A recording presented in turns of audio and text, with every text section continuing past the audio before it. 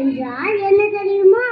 நரகாசுரன் என்ற அசுரன் பூலோகத்தை அழித்துவிட்டு இந்திரலோகத்தையும் அழிக்க சென்றான். இந்திரன் அந்த நரகாசுரனை அழிக்க முடியாது என உணர்ந்து கிருஷ்ணனின் உதவியை நாடினார். கிருஷ்ணனும் அவருடைய மனைவியும் நரகாசுரனை அழிக்க புறப்பட்டனர்.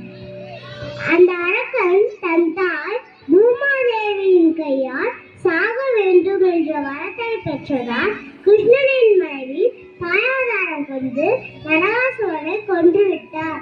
கொல்லப்பட்ட அந்த நாள் வீட்டில் அதிகாலையில் தலையில் எண்ணெய் வைத்து குளித்து கொண்டாட வேண்டும் என கூறினார்.